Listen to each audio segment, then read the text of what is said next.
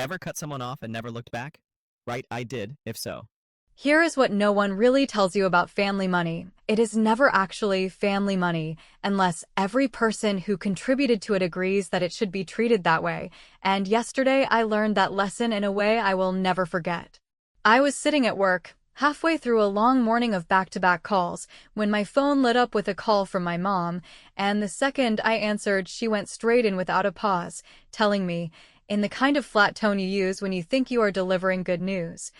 that she and my dad had emptied my savings account and handed the money to my brother Evan because, in her words, he will make better use of it. For a second, I honestly thought I had misheard her, because who says something like that? But when I asked her to repeat it, she doubled down, sounding almost proud. Like this was some sort of family investment, and I was supposed to clap along and say thank you for letting me know. I could feel my chest tighten, and for one quick second, I almost exploded at her, but something in me said no, stay calm, because if you lose it now, you lose the control you need. So I just said, as evenly as I could manage, appreciate the update, and I let her keep talking, letting every single detail spill out while the call recording feature in my voicemail service was catching every word. She told me the exact amount. She told me the day they did it. She even laughed when she said, "Evan finally gets the break he deserves. You'll understand when you see what he does with it." When I hung up, I did not cry, I did not scream. I simply opened a folder on my computer labeled, "If they ever try something," and began checking off steps I had hoped I would never need to use. The first thing I did was log into the account and download the full activity log. Every transfer, every access, every IP address was there, and I highlighted the transaction that moved my entire savings to Evan's account, which, conveniently, was in the same bank, so the trail was crystal clear. Then I called the fraud unit, not the general customer line where they just take messages and forward you to nowhere, but the direct fraud reporting desk.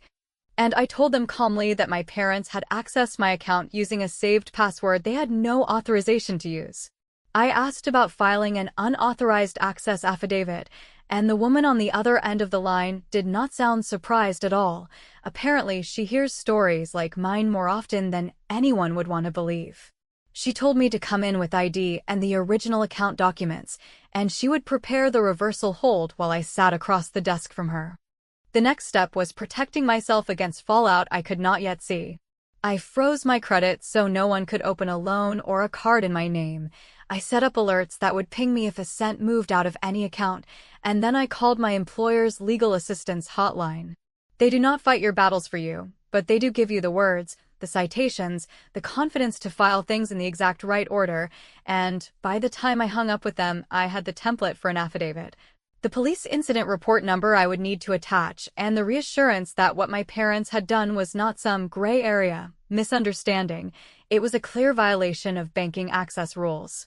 The strange part was that through all of this I did not feel panicked. I felt focused, almost cold. Every step made me calmer, because I realized I had the kind of thing you cannot argue with, documentation. My parents could spin stories, Evan could call me selfish, but a bank statement and a recorded voicemail do not care about family politics. They're facts. And facts are heavy. That night I sat at my kitchen table with a cheap dinner I barely touched and lined up everything I had collected, screenshots, printed statements, the transcript of the voicemail. Even the time-stamped email confirming my appointment with the bank manager for the next morning. I knew that if I walked into that branch with nothing but outrage, they would pat me on the back and say, "Sort it out with your family." But walking in with a full file meant they had to treat it like what it was, unauthorized access to a single owner account. I also made one move that I kept to myself. I forwarded my mom's voicemail and the bank's transaction log to the bank's secure email inbox the night before my appointment. That meant by the time I sat down in front of the manager, the case would already be flagged in the system, the compliance department would already have a ticket open, and the bank would not be able to brush it off as a family misunderstanding. They would have to take it seriously, because the digital trail was there in black and white before I even showed up in person. I went to bed that night not wondering if I would get my money back, but wondering how long it would take and how ugly my family was going to make it before they realized they had stepped into something much bigger than helping Evan out. And as I closed my laptop, I caught myself almost smiling, because I knew something they did not know. By the time they woke up the next morning, the account Evan had been celebrating over was about to feel very, very light. When I walked into the bank the next morning, I was not carrying anger on my face or panic in my voice, because I knew that those things do not sway institutions that live and breathe on policy. What matters is the neat stack of documentation, the official tone, the careful record of every action, and that is exactly what I placed on the desk of the bank manager, a woman named Alicia Gwynn, who looked at me with that mixture of suspicion and curiosity that people in her role tend to develop. After years of watching families drag their private feuds into financial institutions, I explained, in one long stream without raising my voice, that the account in question was single owner, that I had never signed any joint access agreement, and that my parents had used an old stored password without my consent. And as I slid across the statements, the voicemail transcript, and the police incident number, I could see her posture shift from mild annoyance to that rigid professionalism that tells you she knows exactly what this means and is already preparing the paperwork to put the hold in place. The reversal process, she explained, would lock the transferred amount inside Evan's receiving bank, essentially freezing it so that he could not move it, spend it, or pledge it for any collateral until the dispute was resolved. And she warned me that family members often push back hard when they realize their borrowed money has been caught midstream, but I told her that was fine, because I wanted the pushback documented as much as I wanted the funds returned. While she clicked through her system and initiated the hold, I sat there quietly, hands folded, pretending not to notice the small glances of respect she was giving me for arriving so prepared, because I had learned that in situations like this, silence often carries more weight than outrage. By the time I walked out of the branch an hour later, the hold was active, the affidavit was signed, and the file had been transmitted to compliance. In other words, Evan's account balance showed a large deposit, but he could not touch a dime of it, which meant his celebration was about to crash into a wall he never saw coming. And sure enough, only a few hours later, my phone started buzzing with messages from my family group chat where my mother was demanding to know how I could do this to our family, and how selfish it was to drag outsiders into a matter that should have been handled privately. My father chimed in with his usual weak lines about, "We all need to calm down and talk it through," and Evan, of course, called me ungrateful and claimed I was sabotaging his future because I could not stand to see him succeed. But I typed only one single sentence into that chat. This was not family money, it was mine, and I will not debate that with you here. Then I muted the thread and put my phone face down on the desk. What none of them realized in that moment was that I had already anticipated Evan's next move. He had been bragging for weeks about a new business lease for equipment, and I knew that to finalize it he needed to show the lender that he had both capital and clean funds. So while he was screaming into the group chat, I calmly contacted his lender directly,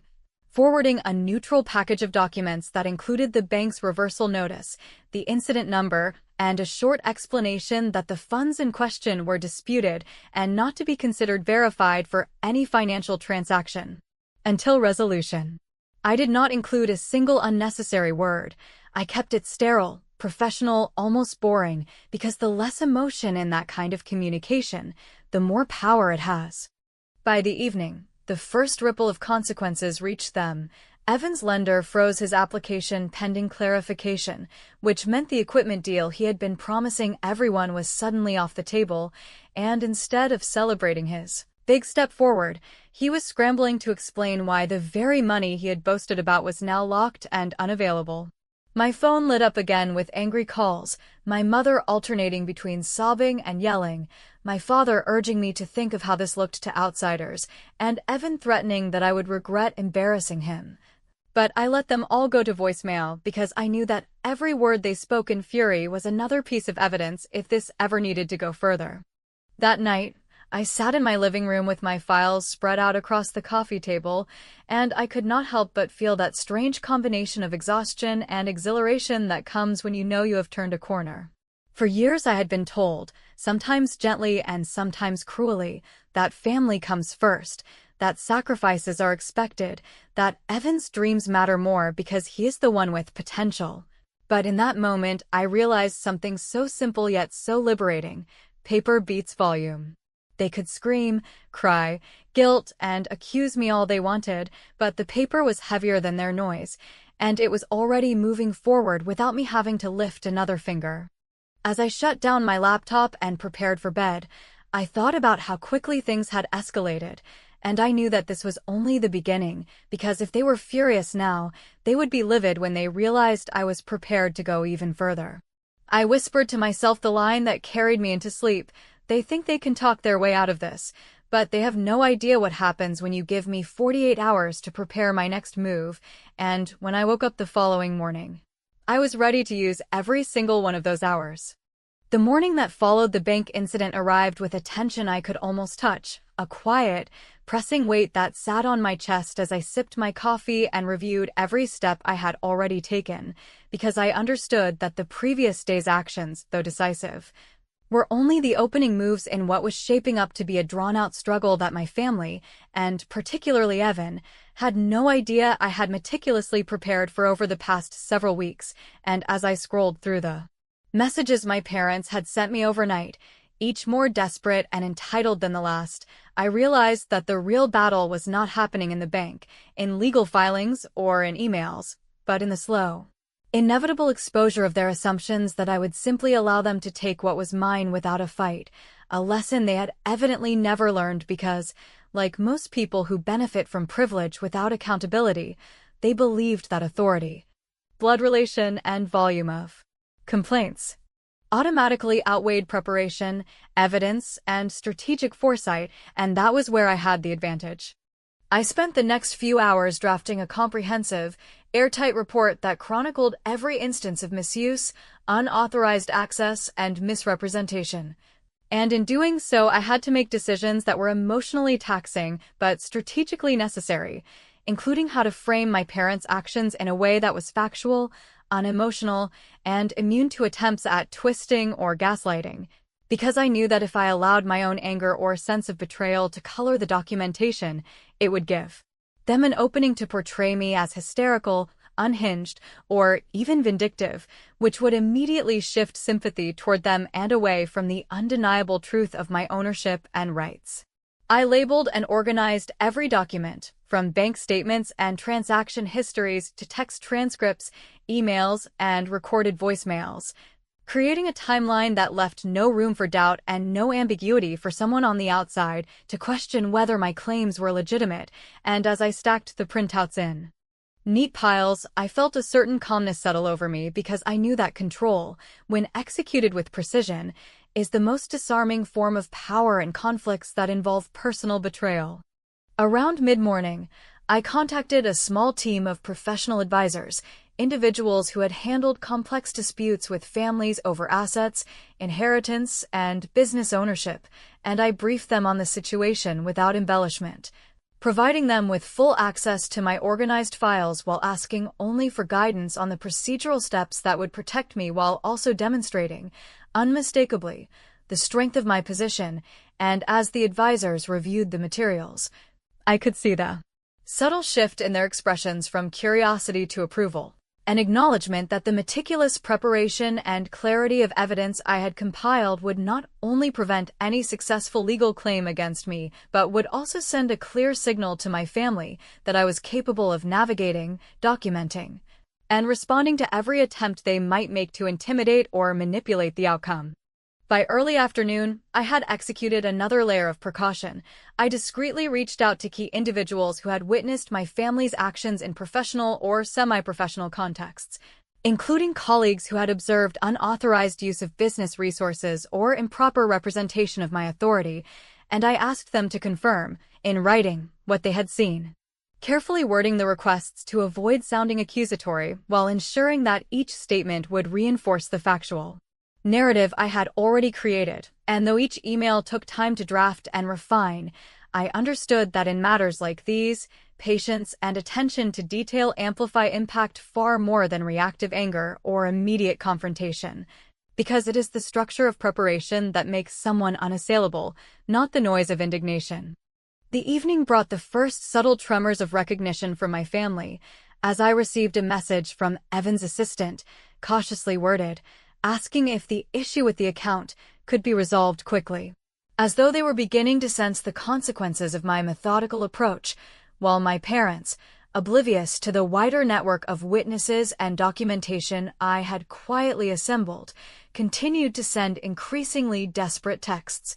pleading for meetings and promises of compromise, none of which I acknowledged immediately because I understood that responding to their panic prematurely would only dilute the psychological advantage I had built, and instead I allowed silence to amplify their anxiety, knowing that when people assume control without oversight, the absence of cooperation feels like a mirror reflecting their own incompetence. As I finally set aside my laptop and leaned back into the chair that had borne witness to every step of this painstaking process, I allowed myself a rare moment of reflection, acknowledging the unusual satisfaction that comes from wielding preparedness as armor and strategy as weapon, because while many people mistake confrontation for resolution, I had learned through experience that the real victory lies in constructing a framework so thorough, so detailed, and so undeniable that when the opposition finally realizes the depth of your preparation, their own words, actions, and assumptions collapse under their weight, leaving you not only vindicated but unchallenged, and in that quiet room, with the files neatly stacked and my advisor's notes beside me, I felt a profound sense of clarity. The battle was not over, but the direction had irrevocably shifted, and from this moment forward, every move they made would be countered not with emotion or reaction, but with deliberate, unstoppable strategy that they could neither anticipate nor resist. The day began with a tension that was both suffocating and strangely exhilarating, as I woke to an inbox filled with messages that reflected the first real hints of fear and confusion from the people who had spent months assuming that their privilege, connections,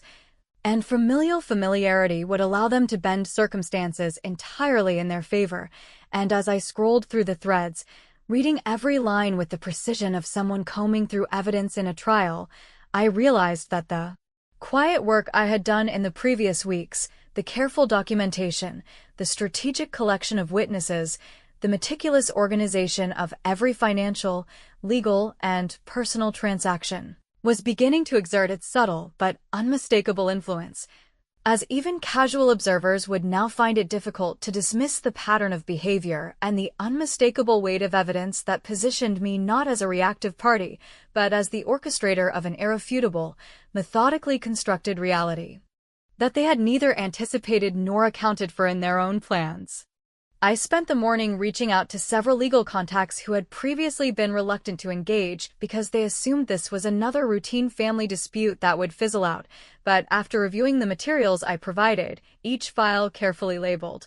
each communication timestamped, each financial document cross-referenced and verified, they could not hide the acknowledgement in their responses that this was not a matter of emotion or hearsay, but a situation that demanded respect for the diligence and foresight I had demonstrated, and as I absorbed their professional affirmations, I felt a steady undercurrent of confidence building, not because I had defeated anyone yet, but because I understood that preparedness, when executed with precision and without haste, exerts a force that cannot be negotiated around, ignored, or rationalized away, and that realization gave me the rare satisfaction of knowing that power, once structured correctly, becomes almost intangible yet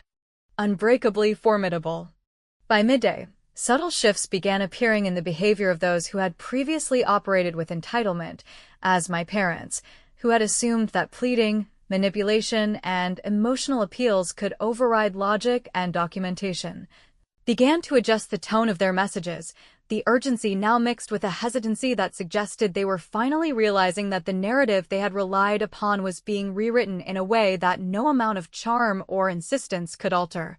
And even Evan, who had always been cautious and strategic himself, reached out indirectly through intermediaries, asking questions that hinted at acknowledgement of the facts rather than protest against them, which, in a quiet but unmistakable way, indicated that the influence of my prior work was beginning to shift perceptions in my favor without a single public confrontation, meeting, or declaration having taken place, and that subtlety was, in truth, far more powerful than overt declarations ever could have been. I spent the afternoon reviewing the last remaining gaps in my documentation, not because I doubted the integrity of what I had assembled, but because I understood that in situations like these, the opposition is rarely sophisticated,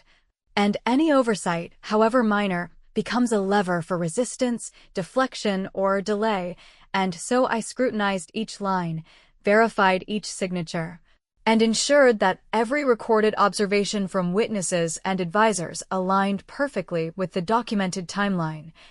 Understanding fully that the clarity of evidence is the most formidable form of leverage in disputes that combine personal betrayal with legal entitlement, and that by controlling the narrative through indisputable facts, I had effectively neutralized the influence of anger, resentment, or intimidation that might otherwise have been used against me. As evening arrived, I allowed myself a brief pause to observe the psychological landscape that had begun to take shape, noting that my parents had not called, and their messages had slowed to sporadic, cautious inquiries rather than the aggressive, demanding tone that had defined the past months, and that Evan, while still maintaining a professional distance, had begun asking questions that reflected both recognition of my position and a subtle attempt to assess the extent of my preparedness.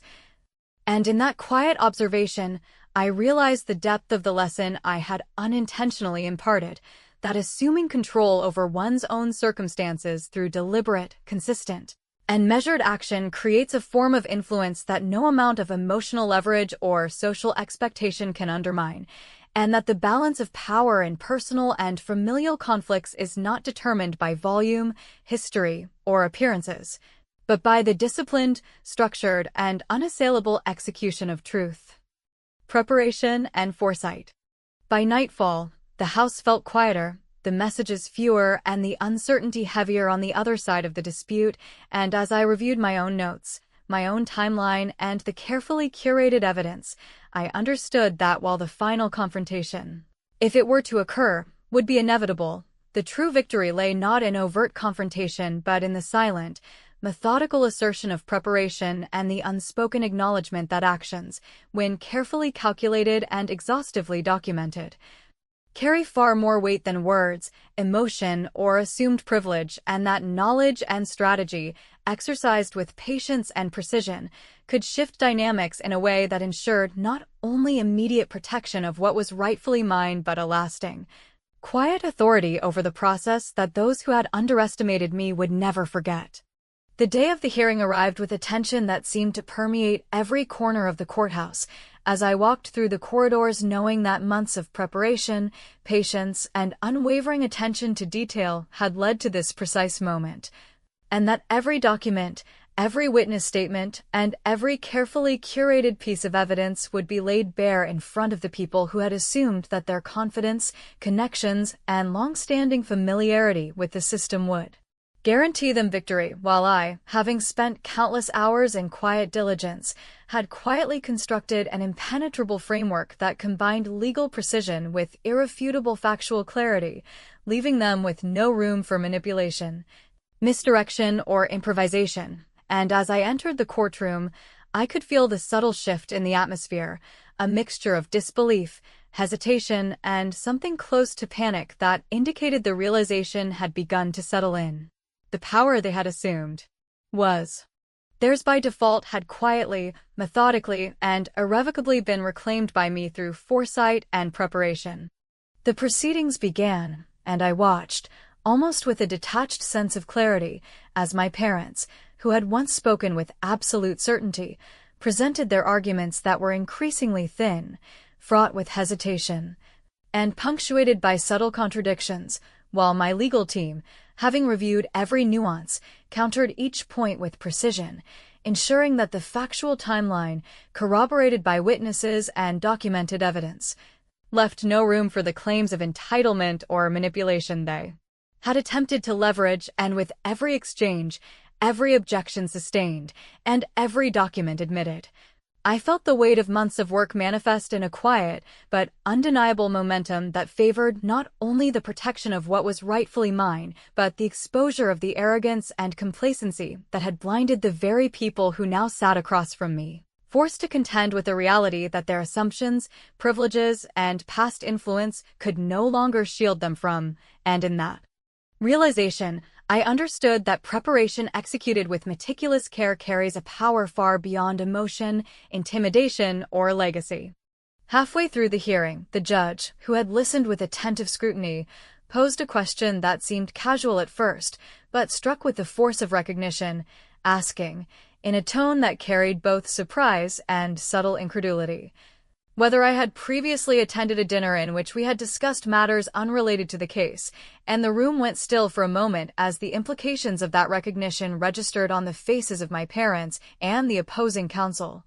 And I responded, calmly, affirming the context while allowing the acknowledgement to remain unembellished, knowing that the subtle human element of observation, memory, and context would weigh far heavier than any legal argument that relied solely on text, numbers, or precedent, and that in this fleeting recognition, the dynamic of authority, credibility, and influence had begun to shift irreversibly in my favor, as it became apparent that even the most controlled attempts at manipulation could falter when confronted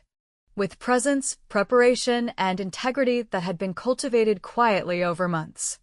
As the hearing progressed, every piece of previously overlooked detail, every subtle inconsistency in the opposition's claims, and every carefully documented fact that I had taken care to preserve came together with a precision that made their objections increasingly hollow, their arguments increasingly strained, and their confidence increasingly fragile. And I could see in their expressions a dawning awareness that the narrative they had assumed they controlled was no longer theirs to dictate, and that my methodical, patient, and unwavering commitment to clarity, evidence, and accountability had created a momentum that could not be disrupted by intimidation, familial familiarity, or assumed loyalty. And that realization alone was as powerful as any legal victory that might be formally declared. By the time the judge prepared to deliver the ruling, the room had settled into a tense anticipation that was almost tangible, a silence filled with the weight of months of unresolved conflict and the expectation of finality. And when the words were finally spoken, affirming my position, recognizing the legitimacy of my claims, and underscoring the errors and overreach of those who had sought to assert control without preparation or diligence, I felt a release that was neither triumphant nor vindictive, but rather deeply reflective, as the satisfaction stemmed not from the humiliation of others, but from the knowledge that careful preparation, unwavering attention to truth, and deliberate action had reshaped a situation that had once seemed insurmountable, and in that moment, I understood that the true measure of success lies not in spectacle or confrontation, but in the quiet, methodical mastery of circumstances through strategy, insight, and integrity, leaving those who had doubted, underestimated, or attempted to manipulate the outcome with no recourse other than acknowledgement of the fact that patience, preparation, and steadfast adherence to principle ultimately prevail when all other forms of assumed power falter. As I left the courthouse, the weight of the ordeal began to lift, replaced by a profound awareness that the journey, the meticulous preparation, the quiet work behind the scenes, and the unwavering commitment to truth had achieved something far more enduring than immediate satisfaction. It had reshaped relationships, recalibrated perceptions, and established a foundation of credibility and authority that would remain long after the echoes of the hearing faded, and in that reflective clarity, I understood that the most significant victories are often silent, uncelebrated, and the product of consistent, deliberate effort rather than public display, leaving an indelible mark on both the present and the future that cannot be erased by assumption, arrogance, or the mere passage of time.